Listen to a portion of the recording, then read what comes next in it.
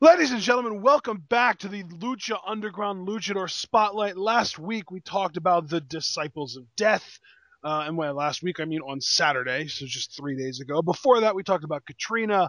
The only person left in this faction of death is the Kingpin, the man that gets it done in the ring, your current Lucha Underground World Heavyweight Champion, Mil Muertes.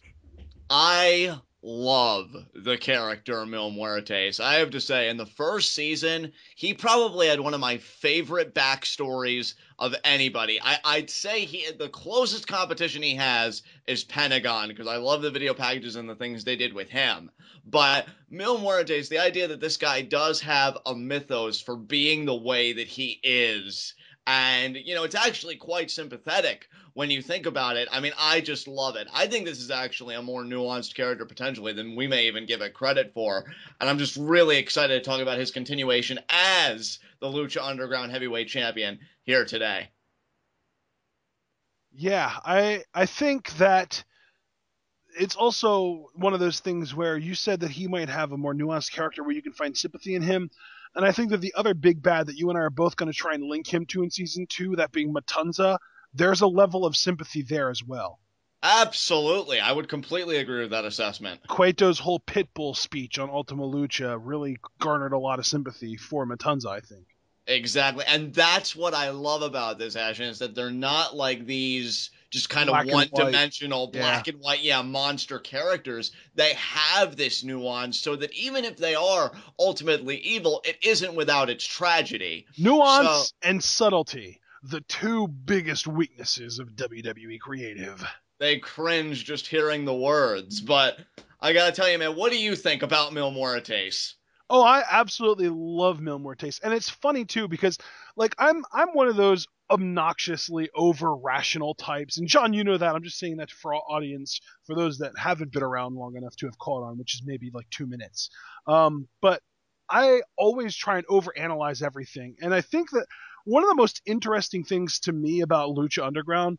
I don't know how many people know this or not, but and this is a little bit, inside baseball kind of thing, but their ropes are like an inch or two lower than most wrestling companies' ropes, and it's really helpful because it makes everyone look a little bit bigger than they really are compared to like WWE, where they have like Wade Barrett who's 6'7" and they treat like a jobber.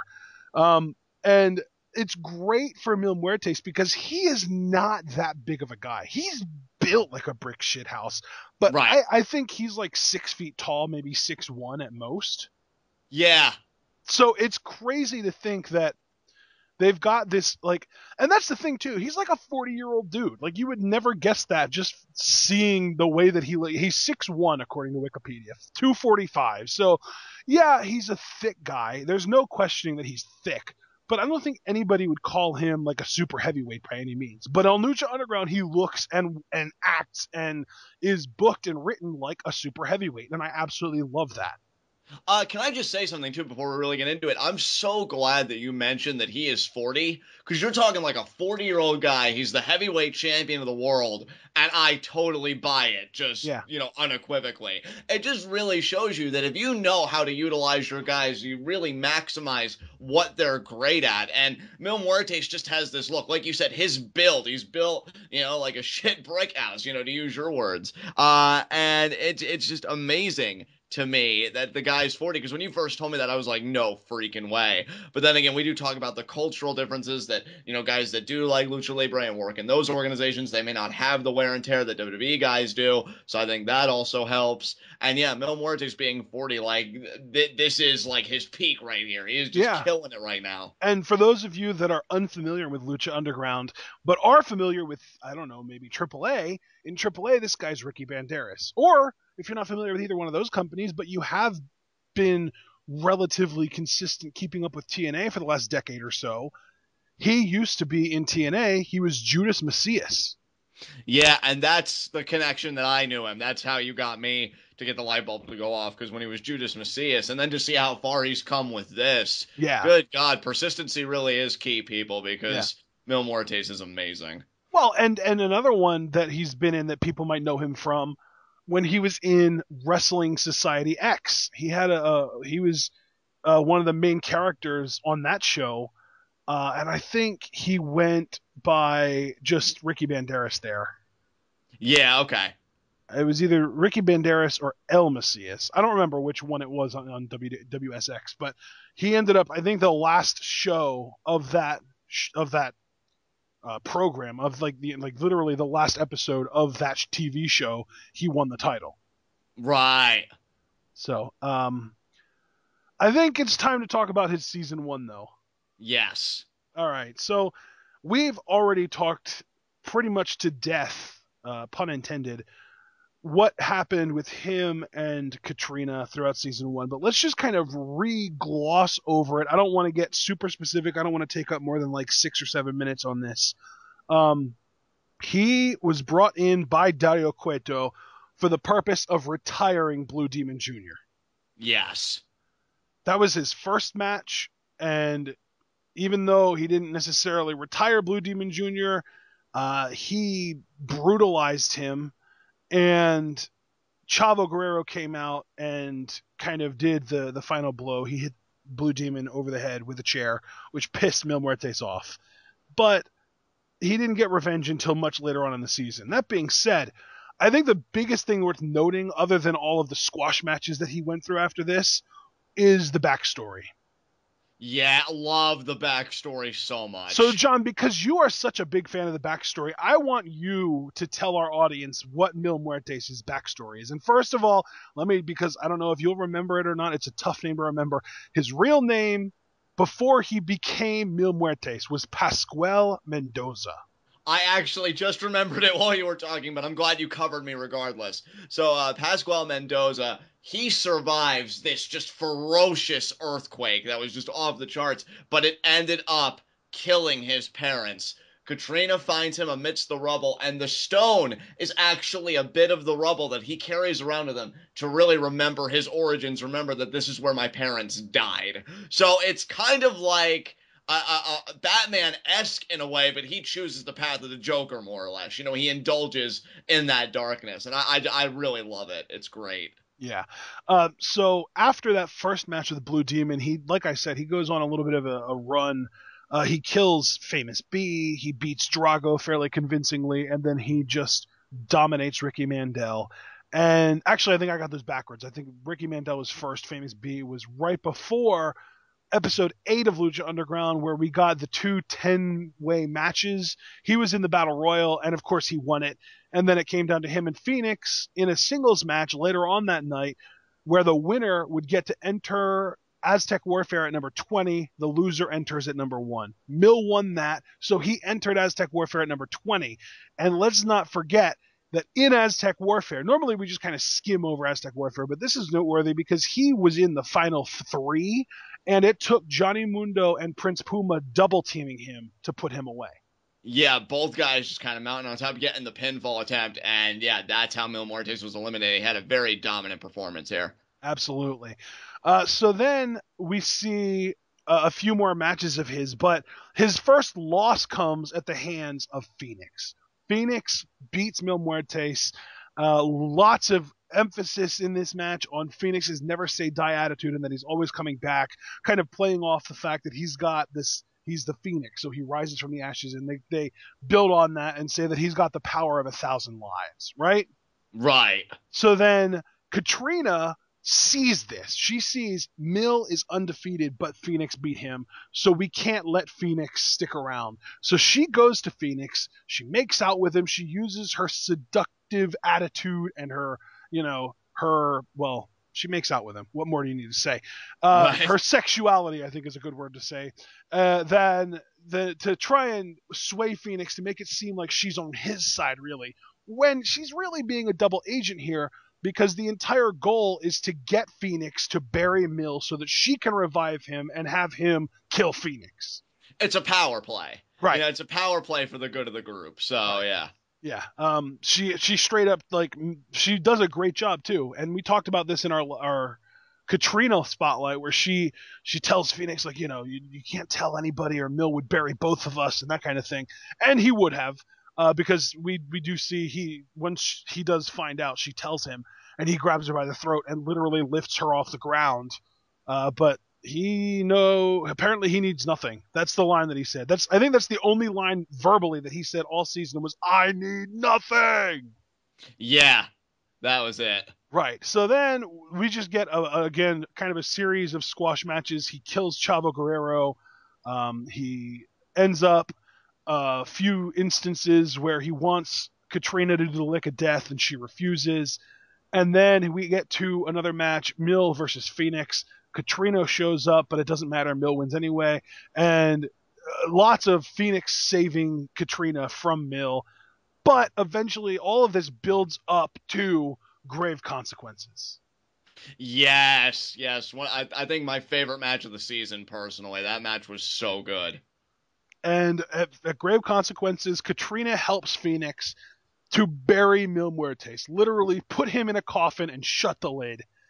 And she licks the stone and throws it in there with him before closing the coffin too. So that whole kind of entity is now in this coffin. And then we don't see Mil or anybody else as far as that little group goes. We don't see Mil or Katrina until episode 26, in which Katrina revives him. And that's the very last scene that we saw in episode 26 was Katrina reviving Mil Muertes. Yes. Which was just insane. That was so well done. Well shot and everything. Yeah.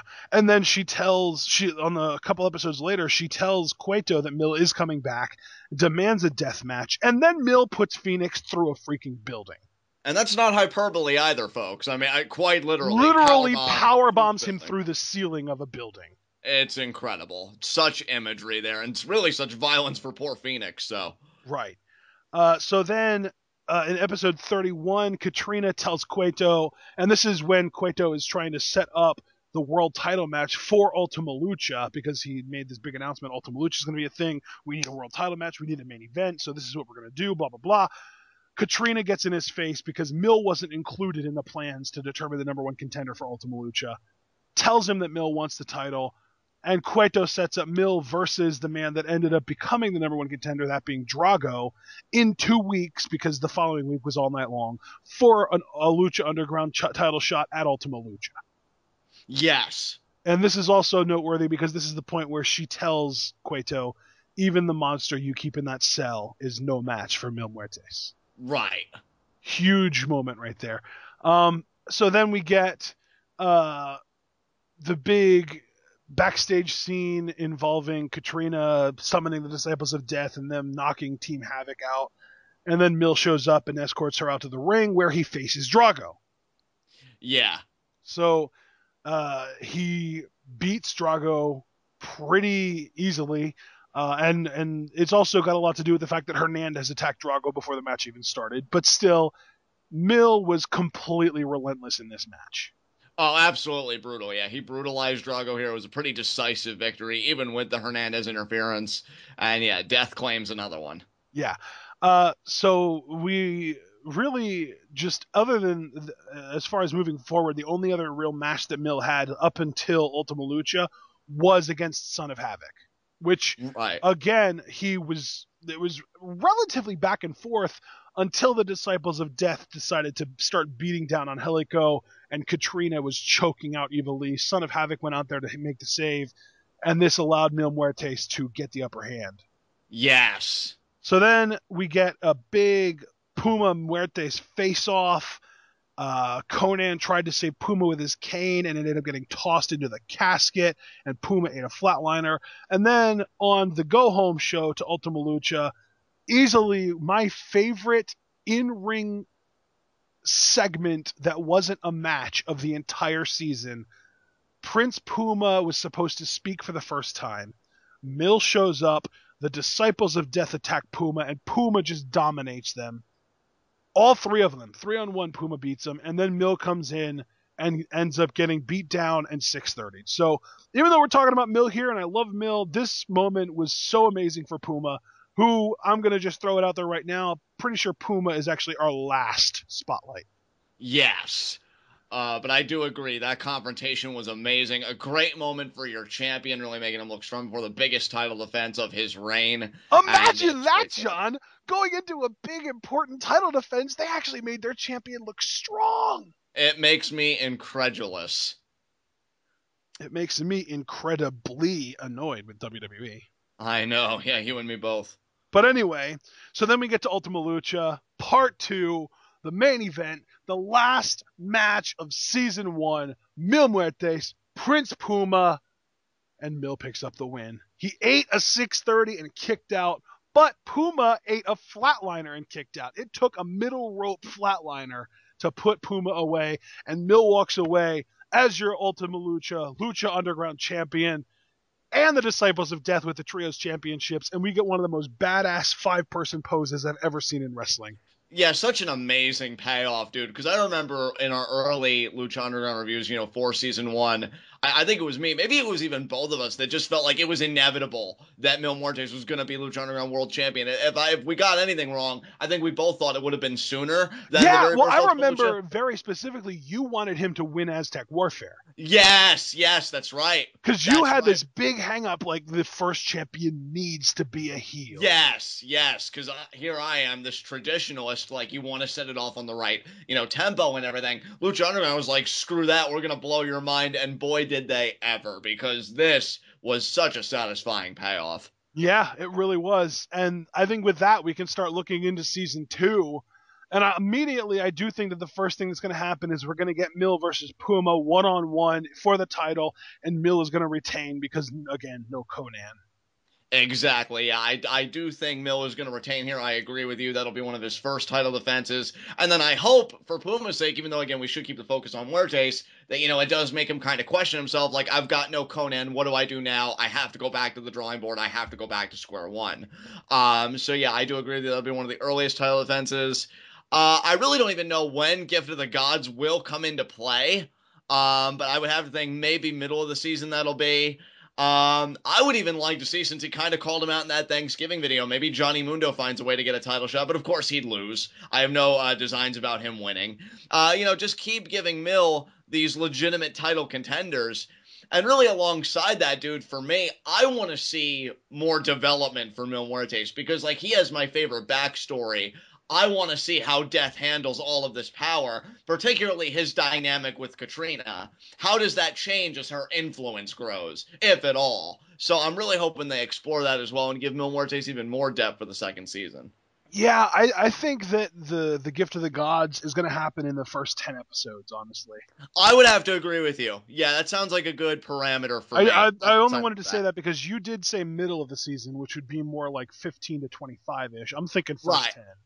Yeah, I think that's more reasonable, because, again, I think those are going to be Mil's first 2 title defenses, Puma and then Phoenix's Gift of the Gods. Yeah, and let me just make another point, too. I mean, maybe it would have to change a little bit, because it is a Rudo power structure in play here, especially one that is biased towards the champions. But I really did love the trend of the first season, where we almost got, like, bi-weekly or every couple of weeks, like, title defenses, sometimes back-to-back. I want that. I think that they were at least once a month, I would say. Oh my God, definitely. Not a month would go by, I think, without a Lucha Underground championship matchup, and I want that trend to continue. Yeah. So I would say in the first month it'll be Puma. In the second month it'll be Phoenix. Third month will probably be whoever wins Aztec Warfare. And can I just say, too, because I was thinking while you were talking, and I just got to get this brain vomit out this way I can just stop thinking about it. Just purely conjecture here. Thinking about Mil's backstory, something just hit me that I hadn't really thought about before. Okay. I wonder if they could explore that a bit more deeply, too, in the second season, because what I found interesting was because we know his parents died in this big earthquake, right? But then Katrina says that she found him. Well, what was she doing beforehand? Yeah. I find that a bit sketchy. Well, and not only that, but I think that as far as just kind of diving into the Katrina character, how old is she? Because if she found, like, if you go by actual age, she's at least 10 years younger than Mil. Right. But if she found him right after the earthquake, how old was he? Like 5, 8 maybe? Yeah. How old was she then? And more importantly, if the answer to how old was she then is anything different than however many years ago that event happened, How slowly does she age? Yeah, actually, when you put it like that, this definitely does substantiate that she's got her own mythology going on. And Yeah. I'll just come out and say what I've been thinking. I almost wonder if she caused the earthquake. Like, and Oh, dude, that is just brilliant. just coming upon Mill and thinking, well, I did all this damage. Now that he's got the hatred in his heart, I can take advantage of it and make Oh him my god, and this make bad. him a really I good wrestler. Let's go to Lucha Libre, baby. Yeah, no, I think she caused the earthquake. I'm calling it. I don't think, and here's the thing, let me just slow the roll right now. I don't think any of this is going to come to the surface in the second season. I just needed to say it because once it got a hold of me, I'm like, I need to tell somebody this. Yeah. But I do want this dynamic to be explored because, I mean, even death has got to have its tension. And the only tension these two really had was when Phoenix was in the mix, which was later revealed, at least, for Katrina DeMille, to be for the greater good. But, like, is there any humanity left in Mil Muertes? I think that's how I'm trying to formulate all this, because with his revival, it almost seemed to be like he was unstoppable. Well, does that mean is that equated with I killed off the last remnant of his humanity? Or is there something still there? Like, that's what makes this guy so complex. That's why I love him so much, because like this isn't just a I'm gonna kill you and gore and guts and everything else. No, there's a real emotional core to this character, and I don't want that thrown to the wayside and us just thinking purely about who's he going to defend against, what, and all this other stuff. I believe in you, Pasquale. Look, I think she is a malevolent freaking force, and I think she ruined that man's life, and I think she picked up the pieces. So that's my feeling. I can't wait to see how people react in the comments, but I think she caused the freaking earthquake, and she was just coming to collect. Wow. So Well, you're yeah. blowing my mind. I'll tell you that right now. That's brilliant. Well, Man. that's just too convenient that she found him, given the Yeah. powers that you I have. get like that's the age difference is the thing that's really getting to me because if we go by the actual performer, Ricky Banderas we know he's 40, right? Right. Well, Carly Perez is 29. So there's an 11-year difference between those two in real life. Right. So in order for her to have quote unquote found him after the earthquake, she has to age slower than people. She has to, yeah, absolutely. Unless when she says she found him, she means she found him X amount of years later when he was trying to like survive or something. But That could be. Yeah. even still though, even if she found him when he was 30, what the hell does a 19-year-old girl have to offer a 30-year-old dude? Right. Like it doesn't add up, and it does really reveal that Katrina is far more than she appears. Yeah. And yeah. And again, like if my theory's correct, which admittedly I know it's way off base, but I don't think it really diminishes the idea that he's really the puppet here, and Oh she's my pulling god. all Well, the we strings. established that a long time ago. That's a Absolutely. part of our head canon at this point. Yeah, absolutely. I don't know, man. Some dark shit's at play here. Oh, all right. Yeah. Let's kind of get back on track to trying to figure out contenders. So, first of all, I do think Phoenix is going to cash in the Gift of the Gods championship before Aztec Warfare so that he can participate in Aztec Warfare and get another shot if he loses. Okay. Yeah, that sounds good to me. Um, who do you think's going to win Aztec Warfare? I honestly, like, if I had to pick, I would almost want it to be Puma, just to really establish, like, this guy is the best thing going right now. And even though he can't necessarily overcome Mil Muertes without Conan, he's still that much better than everyone else, even without Conan. Honestly, since we're doing this and we're putting our chips on Cage. the table, I'm putting Son of Havoc to win Aztec Warfare to be number one Oh, contender. I love that. I had Son of Havoc winning the first Gift of the Gods match of the season to try to get the Gift of Gods championship and be able to cash that in. But see, I'm still working under the assumption there's only going to be one Gift of the Gods match, so I'd have Oh, Havoc win this, I thought you bought into lose. my two in the season. No, I'm still sticking with one. So I think Okay. you have Havoc win this. He comes up short, but you lay the groundwork for him to be a legitimate contender, and then Gift of the Gods becomes far more plausible. I like that. So And then you know yeah. what we can do? We can with Puma, and we'll get to him later on in this series. Like I said, I'm pretty sure he's our last spotlight. I think that was intentional too. Wink, wink, wink. But Right. I think you could do with Puma, you could make him look a little bit weaker now, a little bit more vulnerable now, because of the lack of Conan. Like, sure, like he's still going to be able to beat your Ricky Mandels, your Famous Bees, your Vinny Massaros, etc. But when he comes up against someone like Phoenix, or when he comes up against someone like Drago or Cage, maybe he struggles a little more. Maybe he doesn't win every one of those matches. Maybe he only wins half of them. Or maybe he struggles so much that he just can't beat those top guys anymore without Conan's guidance. Yeah, I mean, again, I know we don't want to get too much into Puma here, but the guy lost to death. I really want him to struggle to find his way back. Yeah, I like So, that. yeah, So I'm you right know there what, with you. dude? I said it speculating who you might have had win Aztec Warfare, but my guy, I'm going to have Cage win it. Okay, I like that. Cage and Mil Muertes going at it. Sign me up. Yeah, I'm going to have Absolutely. Cage win Aztec Warfare and go after Mil, and he is going to talk all the trash in the world, and he is going to run into Mil head on and just bounce off of him. Yeah, there you go, man. Holy crap. Yeah. So then after that, after your Aztec Warfare winner, for me personally, I would probably have my first Gift of the Gods winner go after him, which would be Son of Havoc. So I mean, at this point, we're probably in like the 16 to 20 episode range.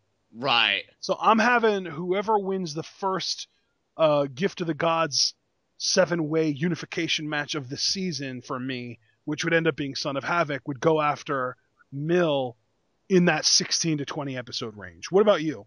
Yeah, you know what? I think that works if you wanted to put Havoc there. For me, see, this gets more difficult. I think I'd get Mundo out of the way here. I like that. That makes a lot of sense. Maybe, Yeah. you know what? I think I'd have him, even though it's weird because they're all Rudos and you need a Bayface in there. You know what? I would do maybe like a fatal four-way, like Mundo, Cuerno, Pentagon Jr., and Drago. And yeah, I'd say Mundo gets the win. And then you have Mundo taking on Muertes, and of course he's going to fall to him. Just get absolutely destroyed. So yeah, that would be in my 16 to 20 range, just so that we keep Mundo's stock up and just keep him in that like main Actually, event level you tier. know what? I like that. I think I would rather than because for me, like with Son of Havoc, I want him to cash in and then within like 8 episodes. So I would say I want him to cash in more closer to like episode 30 than 20. Right. Because then if he cashes in at 30, then you can spend the next 8 weeks figuring out who the next contenders are going to be for who else is going to have the Aztec medallions to compete for the Gift of the Gods title at Ultima Right, Lucha, right. right? And that would be the one that I would have you at least win. But um, as far as like the 16, 20, 24 kind of range, I would send Pentagon after him. Yeah, that would be such an amazing matchup because you're talking Vampiro interacting with Katrina and just like, the death faction. Like, that would be amazing. Oh my God, Pentagon. Can't wait to talk about him too. So And yeah, then I I'm would down for probably that. send some goons like the crew or something like that after him, just as maybe Chavo wants a shot at him or something like that. Right. And then Havoc, and then Matanza to finish the season. Yeah, and see, I already told you, I've told you multiple times, in outside conversation, I'm piggybacking off of you with that and just doing, yeah, Matanza, Mil Muertes, Ultima Lucha, because you can't top that. There's no But point, now, you my know. question for you though, John, and I need to answer this myself. I haven't come up with a conclusion yet. Is Mil going to retain, or is Matanza going to be the new champion? You know what? I would go with the unexpected here. I would have Muertes retain because I think everybody would expect Matanza to win. But then again, I thought How do so. you debut someone on your biggest show of the year only to have And then have him lose. Yeah, yeah. No, I totally see where you're coming from. So, what the hell is this WWE with Sting? yeah. Oh my God, that was awful. But yeah. I guess you would have Matanza go over because to build him up and then to Right. have him fall to Mil Muertes, who we've had Right, such like it's a exposure to. 2 season build just to see what he looks like, right? Exactly. So, I mean, his in-ring ability, or just his ability as a monster in general, Right. has Yeah. got So to pay it I think forward. I think it's a no questions asked. You need to have Matanza win that one. Yeah, when you really, but yeah, you put it in that context, you can't play around with that. Plus, I mean, it's not like Mill's gonna go down like a bitch, so you have him Right. hold his own, and it's whatever. So nobody really loses here. So yeah, I'd have to agree with you. Yeah, Matanza to win. Yeah, man. And then I would even have like at that point Matanza can hold the title until like mid to late season 4. Like just just give him a run, Yeah, man. no, I'm glad you said that because I am waiting for that world champion or just that champion in general that's so dominant they hold it like through seasons. Right. Because That's my thing too. Because like there are two things that I want to see that I don't necessarily want to see in season 2, but I do want to see eventually for Lucha Underground. One is a champion that wins the title and loses it in the same season, right, but not at Ultima Lucha. Because like with Puma, he won it early in the season and then lost it at Ultima Lucha. I want someone to win it like at some point in the season and then lose it before Ultima Lucha of right. I that see what same you're saying. season. Like I want somebody for the first time ever to be champion during the season and then not have a part in the championship match at Ultima Lucha at all. Right. Do you know what Okay. I mean? Yeah. Yeah. So that would be my thing. Just as far as the whole Matanza thing goes, man, I love the way that they've built this guy up. Oh.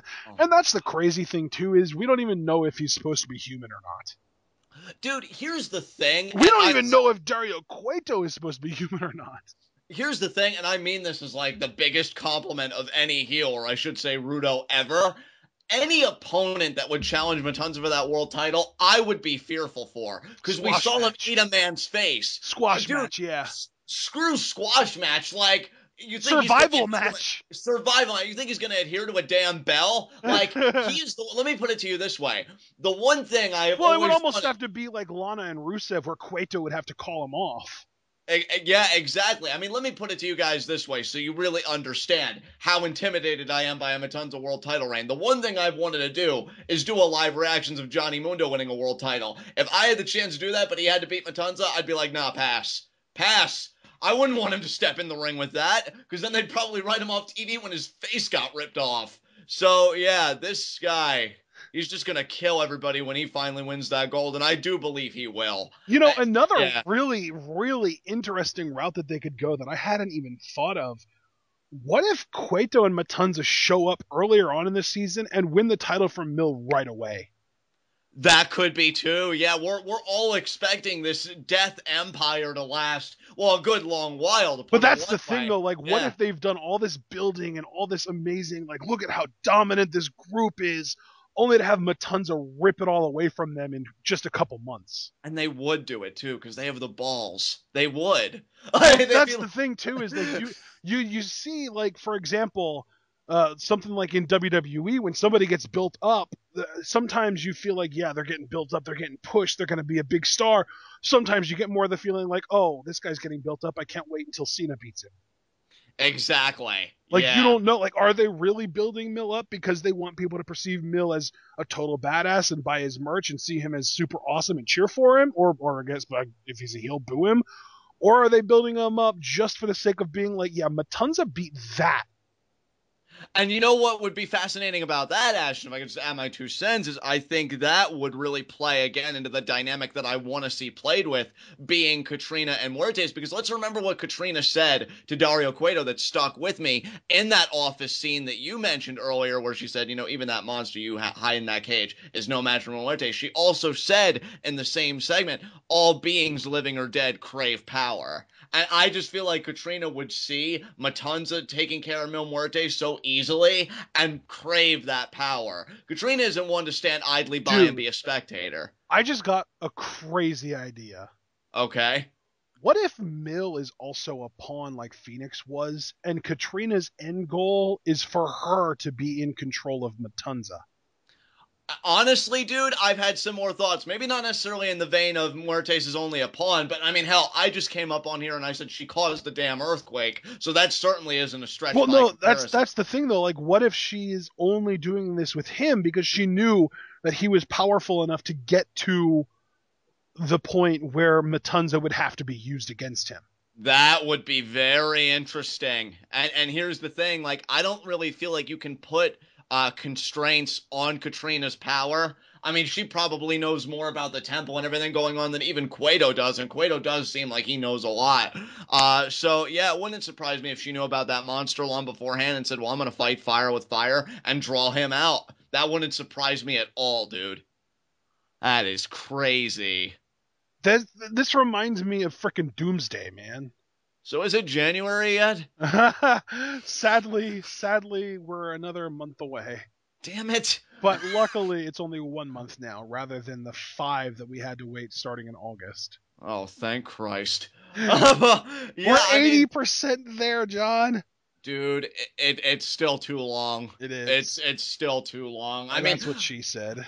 oh snap! But guys, I mean, you hear us, and I hope it is conveyed, like the infectious kind of enthusiasm, the energy in which you and I exchange ideas. You would never get this out of us, with the current WWE product, save for NXT. It's crazy how on point Lucha Underground is right now, and it couldn't come at a better time when WWE is really struggling for air. I mean, I was just talking to Ashton earlier about the Raw viewership ratings. The third hour drew only like 2.085 million viewers. It wasn't that much. Yeah. Right forum to talk about that in, but no, I'm just saying, man. Like they're struggling, and they're just keep doing all the things wrong, where Lucha Underground keeps doing all the things right. And that is exemplified no better than Mil Muertes in this whole storyline, because the possibilities that we have just conceived, they couldn't do it in their sleep.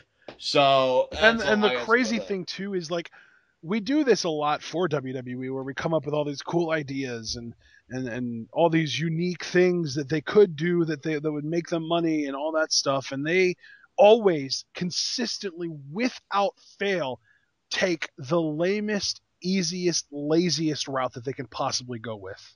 Yeah, the path of least resistance. Whereas Lucha Underground, like, wouldn't the path of least resistance be the most interesting path that the fans actually want to watch, though?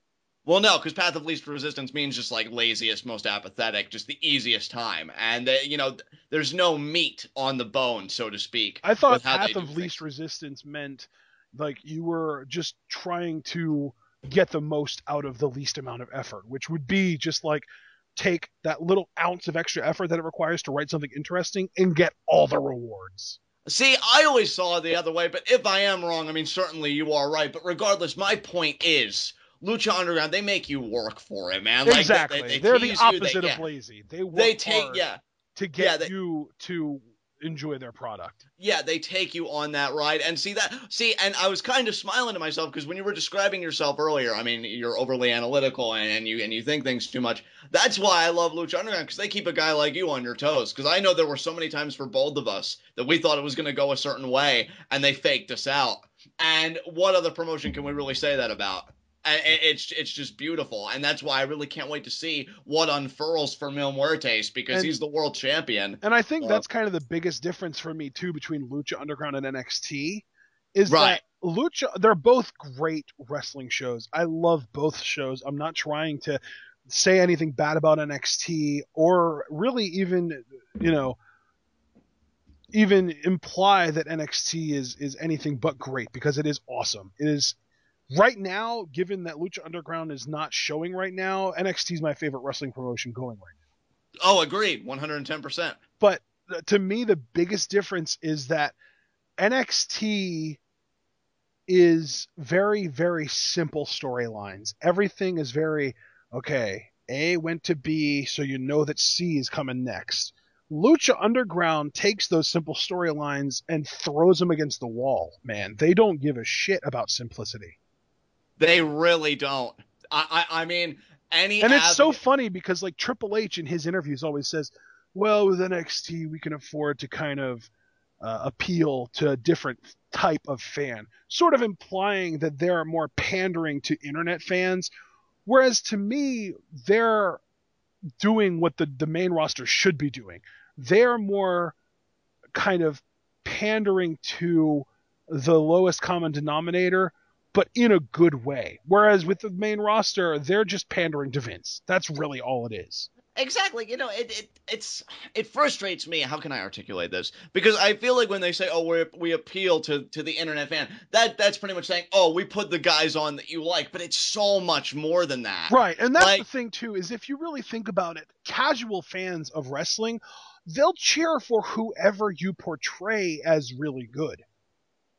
Right. Like you don't need to work hard to make casual fans like someone. The people you need to work hard to make like someone are the people that NXT is appealing to the most, the people that love the indie darlings and that kind of stuff. Like those are the people that you need to work the hardest to like get them to actually like someone, because those are like more like your critics, whereas the casual fans are more fan like because they'll just kind of accept anything you give them, whereas the hardcore fans are very cynical about their wrestling and they only want to see very specific kind of thing.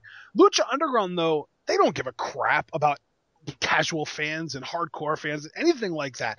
Lucha Underground is setting out to make a very compelling television show that anybody can watch, whether you're a wrestling fan or not. Like, to me, like, I watch an episode of Agents of S.H.I.E.L.D. and it's amazing, but then I watch an episode of Lucha Underground and I'm struggling to figure out which one does storytelling better because they're so good. Well, I mean, let's just put our cards on the table, right? I mean, Lucha Underground, the emphasis really isn't on the in-ring product. Now, that's not to be No. conflated with saying that it doesn't have amazing That's the matches. thing, though. Even though the emphasis isn't on the in-ring product, the in-ring product is still great. I know, that's what I was just saying. Like, that isn't to say that they don't have amazing matches. Like, Grave Consequences is still one of my favorite matches this year. Right. But the idea is there's this mythology and this grand story going on, and they understand, and I've said this so many times, but it will bear repeating until everybody else gets their shit together. They understand their medium. Their medium is television, and television in this day and age has been about telling the best story possible, Right. given whatever narrative you're working with. It's like WWE is still trying to be Jerry Springer, while Lucha Underground is like, okay, well, that's a sign of the past. We're not worried about that anymore. Let's be more like Breaking Bad. Let's be more like Agents of S.H.I.E.L.D. Let's be more like that kind of, or, I mean, I guess even like a Game of Thrones kind of thing. That's what they're aiming for. Whereas WWE is still stuck in, let's be Jerry Springer, let's go for the shock value, and not even really shock value anymore because of the PG thing, but I guess more at this point, they're trying to be more like frickin' Barney and Friends, but still, it's completely different states of mind where WWE, and it's like I said earlier, they're not trying to appeal to any group of fans. The only person that the WWE writers are intending to appeal to is Vince McMahon. That's it. Their goal is to make a 70-year-old man enjoy his time.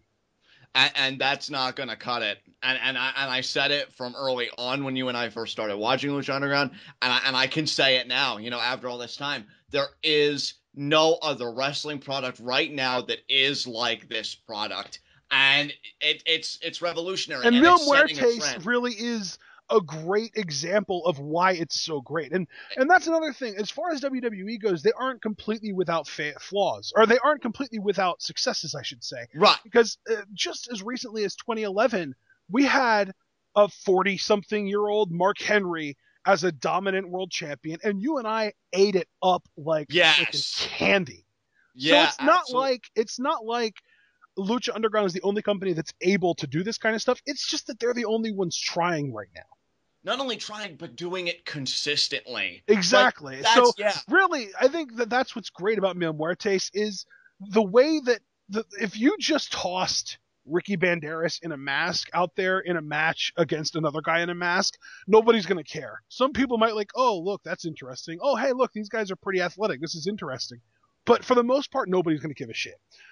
You toss the amount of story and writing and creativity that Lucha Underground has tossed at the Mil versus Phoenix feud, and you get so much more out of it. Oh my God, the mileage. And Ashton, I mean, let's just, make a parallel here. If you had a monster character in WWE lose to a guy like Phoenix, say if like Rey Mysterio was still at the company and he got that win, that it ultimately wouldn't amount to anything. So the big complaint would be, wow, you humanized the monster. Now he's beatable, he's fallible, like all this stuff. And that's the crazy thing too, John.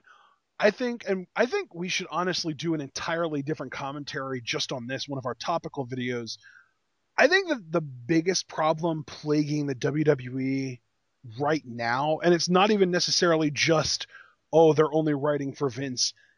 It's that they are so set in their ways and their idea of what a star looks like that they are intentionally overlooking stars that don't fit their mold for people that do fit their mold but aren't going to be stars ever. Now, the reason I bring this up, do you know who Conor McGregor is, John? I've heard of him. Okay. If Conor McGregor was ever going to attempt to become a pro wrestler, he would never get anywhere close to main eventing in the WWE. And right now, he is the top draw in MMA, bar none. Okay. He's 165 pounds, John. Okay. All right. Maybe he might, is it 160 or 140? He might even be 140. I'm going to look it up. Right. But Well, the idea is, I think he's 145, so he's even smaller than I thought. He's 5'9", 145 pounds, and he is the biggest draw in MMA going right now.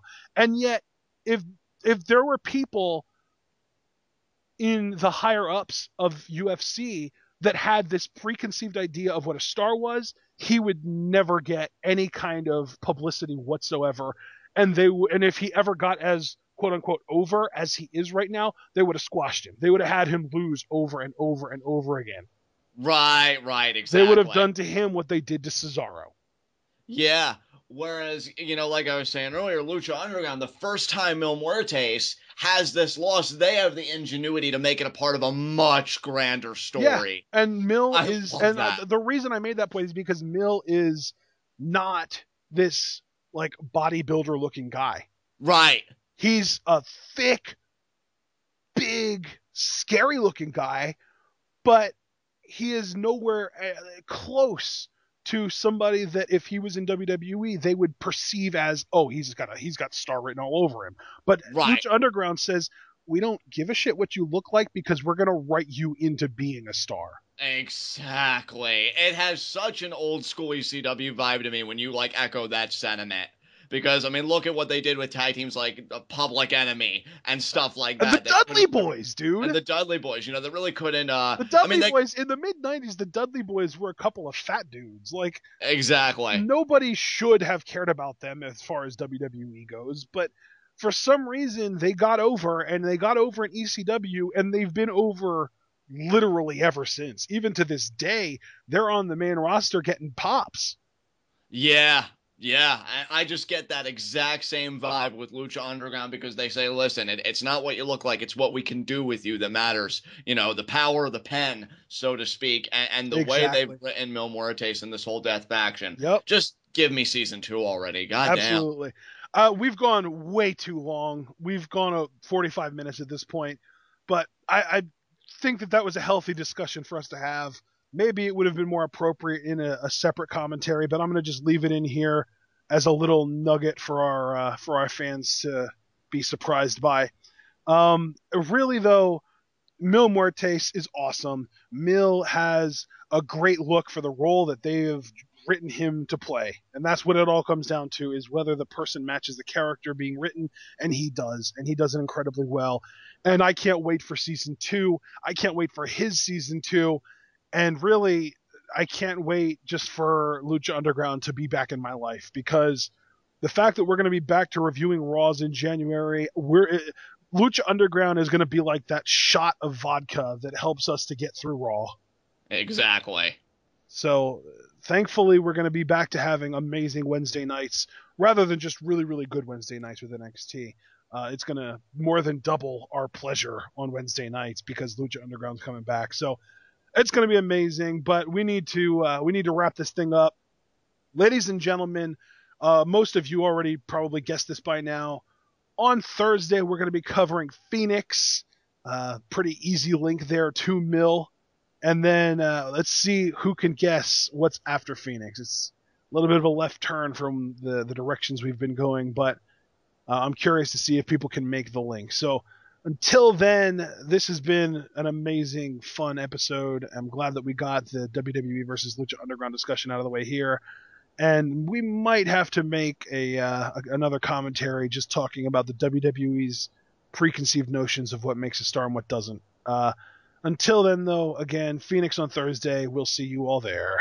Oh, and of course, NXT on Wednesday. So for those of you that are here for everything and just kind of enjoy our content in general, we see you for NXT on Wednesday. Otherwise, Phoenix on Thursday.